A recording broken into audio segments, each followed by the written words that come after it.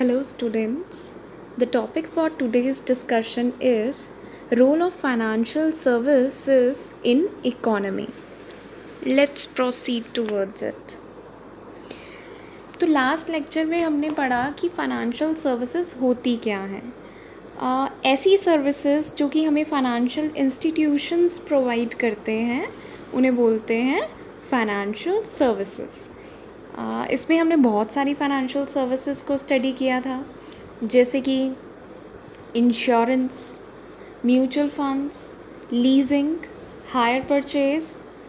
ये सब सर्विसेज जो थी हमने स्टडी की थी. Let's discuss its role. The first point is promoting investment. इस पॉइंट में कहता है कि फाइनेंशियल सर्विसेज हमें हेल्प करती हैं इन्वेस्टमेंट करने में. अब इन्वेस्टमेंट का मतलब क्या है? Capital formation. कैपिटल फॉर्मेशन मतलब इकोनॉमी में कैपिटल फॉर्मेशन जो होता है उसमें फाइनेंशियल सर्विसेज हमारी हेल्प करती हैं. कैसे? एग्जाम्पल से समझते हैं. देखो, हमने फाइनेंशियल सर्विसेज में पढ़ा था लीजिंग.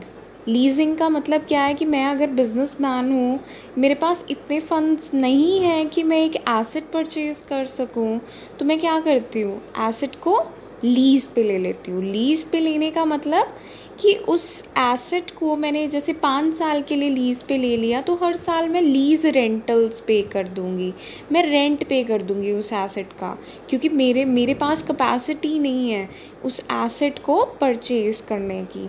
तो ऑब्वियसली अगर कैपेसिटी नहीं है तो क्या करूँगी, उस एसेट को लीज़ पे ले लूँगी.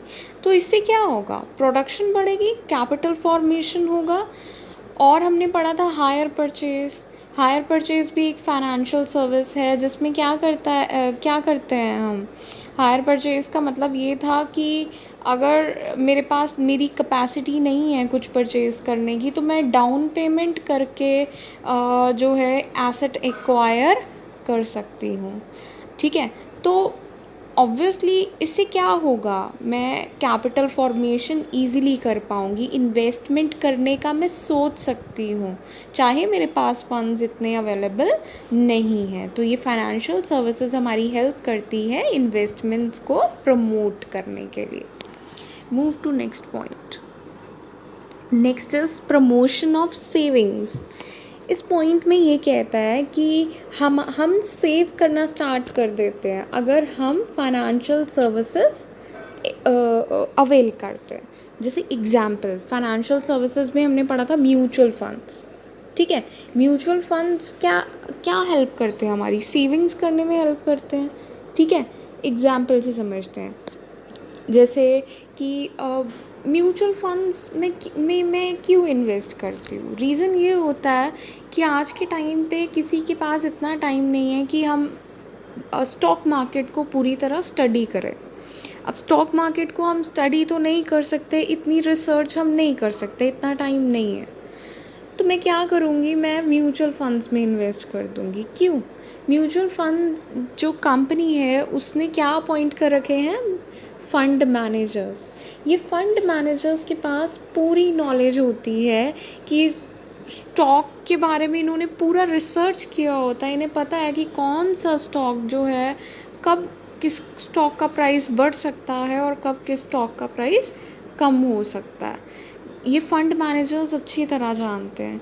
तो मैं म्यूचुअल फंड में इन्वेस्ट करूँगी और म्यूचुअल फंड ये जो कंपनी है ये क्या करती है, मेरे जो इन्वेस्टमेंट मैंने की उसको डाइवर्सिफाई करती है. मतलब एक कंपनी में पैसा नहीं लगाती, अलग अलग कंपनीज़ में ये क्या करती है, पैसा लगाती है ये म्यूचुअल फंड कंपनी. जिससे कि अगर एक कंपनी के शेयर्स का प्राइस कम हो भी गया तो एटलीस्ट दूसरी या तीसरी कंपनी के शेयर का प्राइस तो बढ़ेगा. ठीक है. तो रिटर्न्स भी काफ़ी अच्छे मिलते हैं हमें म्यूचुअल फंड्स में. Next is insurance. इंश्योरेंस भी हमें हेल्प करता है कि हम सेविंग्स कर पाते हैं. कैसे? अगर मैं आज के टाइम पे इंश्योरेंस पॉलिसी ले लेती हूँ, ठीक है, एक तो मुझे कुछ स्पेसिफाइड टाइम पीरियड के बाद इंश्योरेंस कंपनी बोनस प्रोवाइड करती है, नो डाउट प्रीमियम जा रहा है। दूसरी बात, अगर किसी पर्सन की डेथ हो जाती है, अगर लाइफ इंश्योरेंस लेते हैं तो इंश्योरेंस कंपनी कंपनसेट करती है। और अगर पर्सन की डेथ नहीं होती पर इंश्योरेंस पॉलिसी आपकी मैच्योर हो रही है तो आपको क्या है, एक सम जो है आपको मैच्योरिटी पे मिल जाता है। तो ऑब्वियसली ये भी क्या हो रही है, मेरी इंश्योरेंस पॉलिसी लेने से क्या हो रही है, मेरी सेविंग्स हो रही है। तो ये जो फाइनेंशियल सर्विसेज हैं ये प्रमोट करती हैं सेविंग्स को। Next is your third point is minimising the risk. कहता है एक बिजनेसमैन का जो है रिस्क मिनिमाइज हो जाता है इन फाइनेंशियल सर्विसेज की हेल्प से। तो इसमें अगेन एग्जाम्पल होगा इंश्योरेंस कंपनी का, क्योंकि ये जो इंश्योरेंस कंपनी है ये क्या है, एक सर्विस सेक्टर है, ये हमें सर्विस प्रोवाइड करती है, ये एक फाइनेंशियल सर्विस प्रोवाइड करती है। तो ऑब्वियसली अगर एक बिजनेसमैन है अपने गुड्स को इम्पोर्ट करना चाहता है, ठीक है, अगर बिजनेसमैन गुड्स इंपोर्ट करना चाहता है तो क्या करेगा बिजनेसमैन, वो मैरीन इंश्योरेंस ले लेगा। मैरीन इंश्योरेंस में ऐसा है कि अगर आप गुड्स मंगवा रहे हैं तो आपका जो कार्गो है, मतलब जो आपके ये जो गुड्स हैं वो क्या हो सकते हैं, इंश्योर्ड हो सकते हैं। तो ईज़िली मैं इंपोर्ट कर सकती हूँ, मुझे किसी तरह का रिस्क जो है वो नहीं है, क्योंकि यहाँ पे रिस्क जो है वो इंश्योरेंस कंपनी बेयर करेगी। मेरा रिस्क क्या हो गया, मिनिमाइज़। दूसरा एग्जांपल ले सकते हैं कि अगर मुझे लगता है कि जो गुड्स मैंने मैन्युफैक्चर किए हैं या उसको आग लगने का डर ज़्यादा है, ठीक है, तो ऑब्वियसली मैं क्या क्या कर सकती हूँ, फायर इंश्योरेंस ले सकती हूँ। तो इससे भी मेरा रिस्क क्या हो गया, मिनिमाइज़ हो गया। क्यों? क्योंकि मेरा रिस्क जो है वो शिफ्ट हो गया इंश्योरेंस कंपनी के पास। Move to next point. Next is maximising the return. कहता है कि मेरे जो रिटर्न्स हैं वो मैक्सिमाइज होते हैं, बढ़ जाते हैं अगर मैं फाइनेंशियल सर्विसेज अवेल करती हूँ। कैसे? म्यूचुअल फंड्स में इन्वेस्ट करती हूँ तो रिटर्न्स काफ़ी बेहतर मिल जाते हैं। अगर आपके पास पैसा पड़ा है, आप इन्वेस्ट करना चाहते हैं, एफडी में पैसा लगाना चाहते हो, तो आज के टाइम पे एफडी के ऊपर इंटरेस्ट रेट आपको 4.90 टू 5.15 के बीच में लाई कर रहा है, तो काफ़ी कम इंटरेस्ट मिल रहा है। वाइल अगर आप म्यूचुअल फंड्स में इन्वेस्ट करते हैं, म्यूचुअल फंड्स क्या है, एक फाइनेंशियल सर्विस है। अगर आप म्यूचुअल फंड्स में इन्वेस्ट करते हैं, आपका रिटर्न जो है वो 15 to 25% में लाई करेगा। तो ऑब्वियसली अच्छे रिटर्न हमें मिल जाते हैं अगर हम फाइनेंशियल सर्विसेज अवेल करते हैं। Move to next point. Next is ensure greater yield. अब रिटर्न पड़ा पीछे, अब यहाँ पे यील्ड है। यील्ड का मतलब ये है कि आपके प्रॉफिट्स तो बढ़ रहे हैं, साथ ही साथ आपकी कंपनी की या ऑर्गेनाइजेशन की क्या है, वेल्थ भी मैक्सिमाइज हो रही है। अब वेल्थ मैक्सिमाइजेशन का मतलब क्या है, वेल्थ मैक्सिमाइजेशन का मतलब ये है कि हमारी जो शेयर्स हैं उनकी मार्केट वैल्यू क्या कर रही है, बढ़ रही है, उसको बोलते हैं वेल्थ मैक्सिमाइजेशन। तो कहते हैं अगर हम फाइनेंशियल सर्विसेज अवेल करते हैं तो हमारी कंपनी के प्रॉफिट्स या रिटर्न तो बढ़ेंगे ही बढ़ेंगे, कंपनी की वेल्थ भी मैक्सिमाइज होगी। इट मीन्स कंपनी की मार्केट वैल्यू ऑफ शेयर्स भी क्या होगी, बढ़ेगी। वो कैसे बढ़ेगी, देखो, अगर मैं फाइनेंशियल सर्विसेज अवेल करती हूँ, एग्जाम्पल लेते हैं, मैंने फैक्टरिंग सर्विस अवेल की। फैक्टरिंग में क्या था कि मेरे डेटर्स थे और वो डेटर्स से मुझे पैसा जो था वो कलेक्ट करना था। तो मैं क्या करती थी, एक फैक्टर फर्म जो है अपॉइंट कर लेती थी, जितने भी मेरे डेटर्स थे उनसे कलेक्शन करने का काम किसका होता था, फैक्टर फर्म का होता था। और वही अगर फैक्टरिंग में मैं non recourse factoring service avail कर रही हूँ। नॉन रिकोर्स फैक्टरिंग ऐसा है कि अगर मेरे डेटर से पैसे लेने का काम तो चलो फैक्टर फर्म करेगी, अगर मेरे डेटर जो हैं पैसे नहीं देते तो वो रिस्क भी कौन बेयर करेगा, फैक्टर फर्म बेयर करेगी। तो ऑब्वियसली यहाँ पे क्या होगा, मेरे रिस्क जो है वो शिफ्ट हो रहा है। मैं इजीली जल्दी से जल्दी सेल्स करने की कोशिश करूँगी और मैं रिस्क अगर सेल ज़्यादा कर रही हूँ, अगर डेटर हुए भी तो नॉन रिकॉर्स फैक्टरिंग ले लूँगी कि मुझे रिस्क ही ना बेयर करना पड़े बैड डेट्स का, तो वो रिस्क बेयर करेगी फैक्टर फर्म। ज़्यादा से ज़्यादा सेल्स करूँगी, ऑब्वियसली ज़्यादा आप सेल्स कर रहे हैं तो आपके गुडविल जो है मार्केट में एनहेंस होगी, और अगर गुडविल एनहेंस होगी तो ऑब्वियसली जो मार्केट वैल्यू ऑफ शेयर्स है वो क्या होगा, बढ़ जाएगा। तो फाइनेंशियल सर्विसेज जो है इंश्योर करती हैं कि हमारा यील्ड जो है वो क्या हो, ग्रेटर हो। Move to next point is economic growth. अब ये इकोनॉमिक ग्रोथ का मतलब क्या है, पहले उसे समझते हैं। इकोनॉमिक ग्रोथ का मतलब है इंक्रीज इन प्रोडक्शन, और आप लिख सकते हैं प्रोडक्शन की जगह जीडीपी। अगर इकोनॉमी में प्रोडक्शन बढ़ रहा है या सर्विसेज जो हैं ज़्यादा से ज़्यादा प्रोवाइड की जा रही हैं तो ऑब्वियसली इकोनॉमी का जीडीपी बढ़ता है, क्योंकि गुड जीडीपी का मतलब क्या है, इंक्रीज़ इन प्रोडक्शन। ठीक है, तो यहाँ पे वो कहता है कि फाइनेंशियल सर्विसेज हेल्प करती हैं इकोनॉमिक ग्रोथ में, मतलब प्रोडक्शन इंक्रीज़ होने में या जीडीपी इंक्रीज़ होने में। ऑब्वियसली अगर एक पर्सन जो है उसके पास फंड्स कम अवेलेबल हैं, वो फाइनेंशियल सर्विसेज अगर अवेल करता है तो वो इजीली क्या कर सकता है, इन्वेस्ट कर सकता है। मेरे पास पैसा इतना अवेलेबल नहीं है, मैं एक बिजनेसमैन हूँ, मैं क्या करूँगी, पैसा अवेलेबल नहीं है पर मैं प्रोडक्शन करना चाहती हूँ, मशीनरी चाहिए मुझे, मैं क्या करूँगी, लीज़ पे ले लूँगी और हर साल लीज़ रेंटल पे कर दूँगी, तो मुझे एक बड़ा अमाउंट जो है वो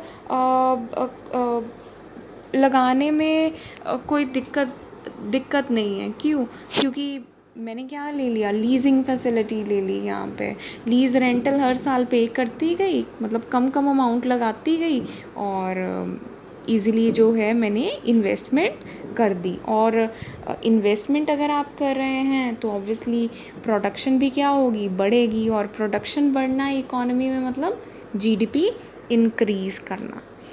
move to next point, seventh point कहता है इकोनॉमिक डेवलपमेंट। कहता है इकोनॉमिक डेवलपमेंट होती है अगर आप फाइनेंशियल सर्विसेज अवेल करते हैं। इकोनॉमिक ग्रोथ और इकोनॉमिक डेवलपमेंट में फ़र्क है। इकोनॉमिक ग्रोथ का मतलब है इकोनॉमी में प्रोडक्शन बढ़ना, वाइल इकोनॉमिक डेवलपमेंट का मतलब है इकोनॉमी में प्रोडक्शन भी बढ़ रही है प्लस सोशल वेलफेयर भी हो रहा है।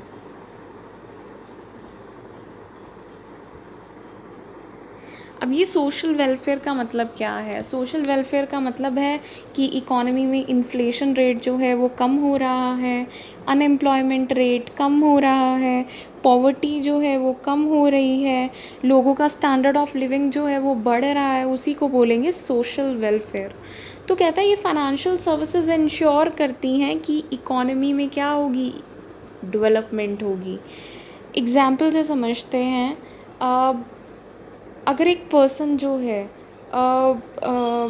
एक घर बनाना चाहता है तो क्या हाउसिंग फाइनेंस फैसिलिटी ले सकता है वो, ठीक है। तो अगर housing finance is what, it is a financial service.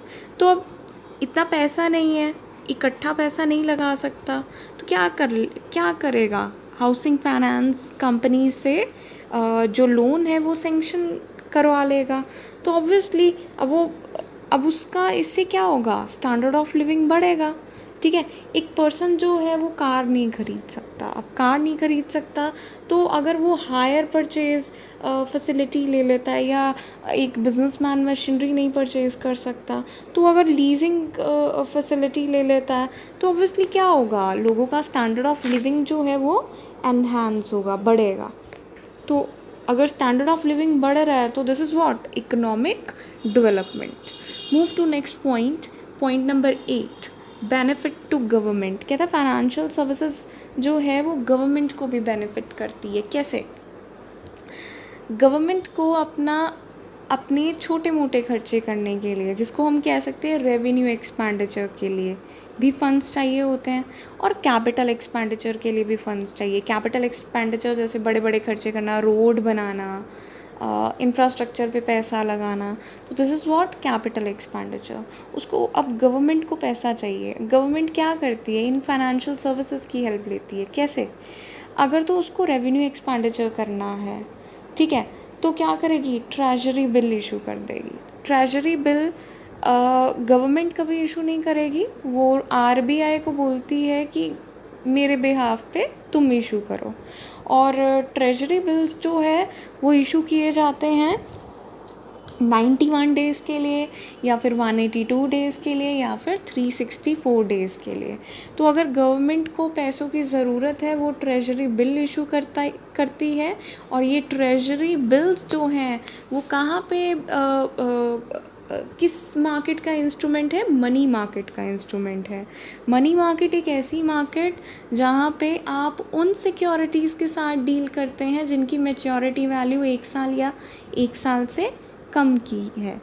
और वही अगर गवर्नमेंट को कैपिटल एक्सपेंडिचर करना होता है, जैसे कि गवर्नमेंट को रोड या इंफ्रास्ट्रक्चर, रेलवेज़ पे पैसा लगाना है, तो गवर्नमेंट को अब फाइनेंस की ज़रूरत है। गवर्नमेंट क्या करती है, वो गवर्नमेंट सिक्योरिटीज़ इशू करती है, जैसे कि हम गिल्ट एज्ड सिक्योरिटीज़ भी बोलते हैं। और ये गिल्ट एज्ड सिक्योरिटीज़ जो हैं वो किस मार्केट का पार्ट है, वो कैपिटल मार्केट का पार्ट है। और कैपिटल मार्केट हमें क्या करती है, फाइनेंशियल सर्विस प्रोवाइड करती है। तो यहाँ पे गवर्नमेंट को भी क्या मिल रहा है, बेनिफिट मिल रहा है। अगर फाइनेंशियल सर्विस होगी, अगर कैपिटल मार्केट या मनी मार्केट होगी, तभी गवर्नमेंट जो है वो फाइनेंस जो है वो ले सकता है, मतलब लोन वगैरह ले सकता है, या तो ट्रेजरी बिल के थ्रू या फिर गिल्ट एज्ड सिक्योरिटीज़ के through. Move to next point, point number 9, expand activities of financial institution. बिल्कुल, फाइनेंशियल इंस्टीट्यूशंस की एक्टिविटीज़ क्या हो गई हैं, बढ़ गई हैं इन फाइनेंशियल सर्विसेज की वजह से। मतलब उनके प्रॉफिटेबिलिटी होने के चांसेस बढ़ गए हैं, उनकी रिटर्न बढ़ने के चांसेस बढ़ गए हैं। क्यों? क्योंकि अब ये फाइनेंशियल इंस्टीट्यूशंस क्या प्रोवाइड कर रहे हैं, नंबर ऑफ़ फाइनेंशियल सर्विसेज। अब बैंक्स जो हैं वो क्या करते हैं, मर्चेंट बैंकिंग की सर्विसेज वो प्रोवाइड कर रहे हैं, ठीक है। म्यूचुअल फंड्स जो है कंपनी बैंक्स ने इस्टेब्लिश कर रखी है, जैसे एक्सेस म्यूचुअल फंड्स, ठीक है। तो अब ये जो फाइनेंशियल इंस्टीट्यूशंस हैं ये नंबर ऑफ़ फाइनेंशियल सर्विसेज जो हैं वो प्रोवाइड कर रही हैं, जिससे कि उनका जो रिटर्न है वो क्या कर रहा है, एनहांस कर रहा है, प्रॉफिटेबिलिटी एनहांस कर रही है। Next is your 10th point, capital market. अब कैपिटल मार्केट एक ऐसी मार्केट जिसके थ्रू आप फंड्स रेज़ कर सकते हैं, ठीक है। जैसे कि फॉर एग्जांपल रिलायंस है, रिलायंस को फ़ंड्स की ज़रूरत है, तो वो कैसे फ़ंड्स रेज़ करेगी, वो हम पब्लिक से फ़ंड्स रेज़ करेगी। कैसे? कैपिटल मार्केट में अपना आईपीओ लेके आएगी, इनिशियल पब्लिक ऑफरिंग लेके आएगी, और इसके थ्रू हम क्या करेंगे, अप्लाई कर सकेंगे उन कंपनी के शेयर्स में। तो ऑब्वियसली अगर किसी कंपनी को फ़ंड्स की ज़रूरत है तो वो क्या करती है, फ़ंड्स रेज़ करती है। और फ़ंड्स रेज़ कैसे करते हैं, कैपिटल मार्केट के थ्रू। तो ऑब्वियसली अगर आपको प्रोडक्शन करना है तो आपको कैपिटल मार्केट के थ्रू फंड्स रेज़ करने पड़ेंगे। तो ये कैपिटल मार्केट जो है वो इम्पॉर्टेंट रोल प्ले करती है इकोनॉमी में।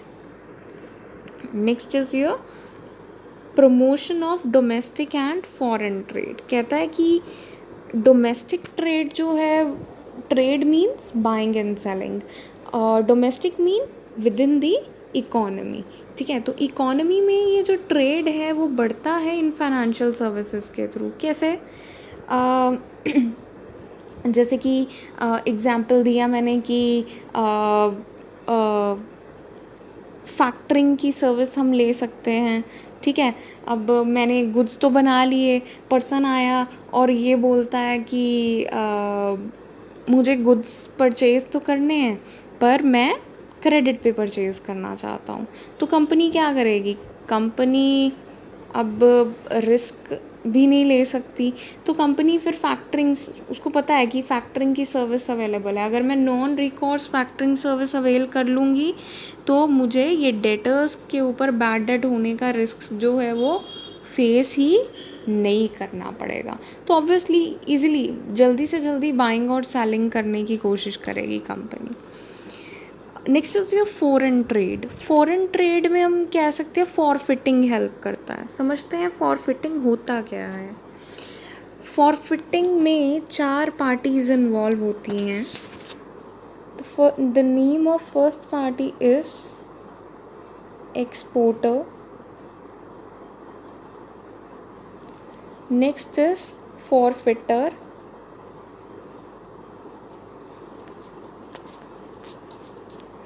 next is importer,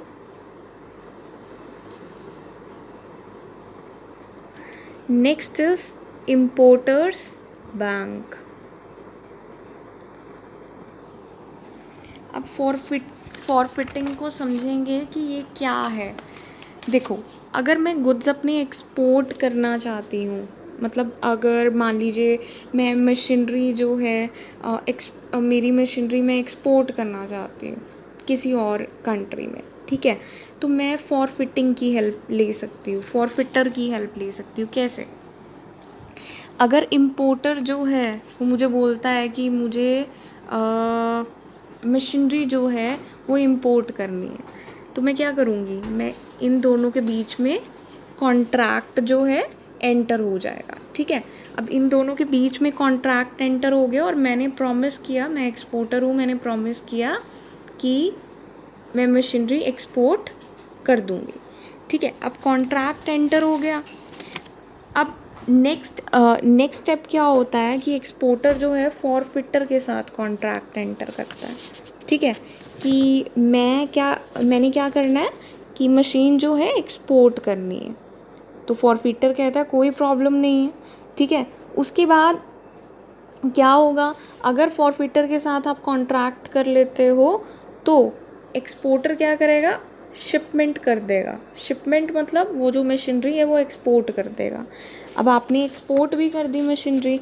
अब एक्सपोर्ट करने के बाद क्या इम्पोर्टर जो है वो गारंटी देगा इम्पोर्टर के बैंक को, अपने बैंक को ये गारंटी देगा। उस गारंटी में ये लिखेगा भाई कि मैं जो एक पर्टिकुलर टाइम पीरियड पे इतना पेमेंट कर दूंगा, ठीक है। अब गारंटी भी हो गई। अब क्या करेगा इम्पोर्टर ने इम्पोर्टर बैंक को गारंटी दे दी। अब इम्पोर्टर क्या करेगा, ये गारंटी के डॉक्यूमेंट्स पहुंचा देगा एक्सपोर्टर के पास, भाई ये लो गारंटी, और मैं गारंटी देता हूँ कि इस 3 या 4 महीने के बाद मैं आपको आपका पैसा जो है वो दे दूँगा। अब गारंटी वाला जो डॉक्यूमेंट है वो क्या करेगा एक्सपोर्टर, फॉरफिटर के पास लेके जाएगा, भाई ये लो डॉक्यूमेंट, ठीक है। डॉक्यूमेंट दे दिया फॉरफिटर को, और फॉरफिटर क्या करेगा, एक्सपोर्टर को पेमेंट कर देगा जितनी भी पेमेंट थी, ठीक है, और बदले में कमीशन चार्ज करेगा, ठीक है, क्योंकि वो पेमेंट पहले कर रहा है। और फॉरफिटर को तो इम्पोर्टर से पेमेंट 3 से 4 महीने बाद मिलेगी, तो फॉरफिटर क्या करेगा, एक्सपोर्टर को पेमेंट कर देगा। अब फॉरफिटर ने क्या किया, जब ड्यू डेट आई तो इम्पोर्टर के बैंक के पास गया और डॉक्यूमेंट प्रेजेंट कर दिया, भाई ये गारंटी का डॉक्यूमेंट है। फिर इम्पोर्टर के बैंक को पेमेंट दे देगा और इम्पोर्टर का बैंक फॉरफिटर को, मतलब ये जो एक्सपोर्टर का बैंक है उसको पेमेंट कर देगा। तो यहाँ से क्या हो सका, मैं इजीली एक्सपोर्ट कर पाई, मुझे रिस्क जो है वो फेस नहीं करना पड़ा। अगर टाइम गैप है आपकी पेमेंट आने में तो आप पहले भी अपनी पेमेंट जो है रिसीव कर सकते हो। कैसे, फॉरफिटर के थ्रू। तो एक्सपोर्ट जो करना मेरा क्या हो गया, ईजी हो गया, मुझे किसी तरह का रिस्क बेयर नहीं करना पड़ा। इंश्योरेंस कंपनी भी अगर मैं इम्पोर्टर हूँ, इंश्योरेंस कंपनी भी हेल्प करती है मेरी। अगर मैं मैरीन इंश्योरेंस लेती हूँ कि अगर किसी तरह का मैरीन एक्सीडेंट हो गया, ठीक है, एक मेरीन एडवेंचर हो गया, सी में जो है कंडीशन नहीं सही होने के कारण गुड्स मेरे डिस्ट्रॉय भी हो गए, तो इंश्योरेंस कंपनी वो रिस्क बेयर करेगी और मुझे इंडेमनीफाई कर देगी। तो ऑब्वियसली मैं भी बिना रिस्क के ईज़िली जो है गुड्स को इम्पोर्ट कर सकती हूँ। तो इससे क्या होगा कि ट्रेड जो है, चाहे डोमेस्टिक ट्रेड है चाहे फॉरेन ट्रेड है, वो क्या होगा, प्रमोट होगा। Next is your last point, balanced regional development. Balanced regional development में ये कहता है कि आज के टाइम पे गवर्नमेंट जो है बहुत सारी कह सकते हैं इंसेंटिव्स कह सकते हैं, सब्सिडीज़ हैं, वो प्रोवाइड करती है उन एरियाज़ में अगर आप बिज़नेस स्टार्ट करते हो जो कि बैकवर्ड हैं। ठीक है, अगर कोई एरिया बैकवर्ड है तो गवर्नमेंट क्या करती है, टैक्स इंसेंटिव दे देती है, जैसे कि आपको पहले 3 साल टैक्स ही पे नहीं करना, ठीक है, या फिर सब्सिडाइज्ड रेट पे इलेक्ट्रिसिटी जो है वो प्रोवाइड कर देती है। तो तो बैकवर्ड एरियाज़ में आप क्या करते हैं, अपना बिज़नेस जो है इस्टेब्लिश करते हैं, और अगर बिज़नेस इस्टेब्लिश कर रहे हो तो वो बैकवर्ड एरिया बैकवर्ड नहीं रहेगा, वहाँ पे लोगों को एम्प्लॉयमेंट अपॉर्चुनिटीज़ मिलेगी, वो एरिया बैकवर्ड नहीं रहा। I hope the lecture is clear to you.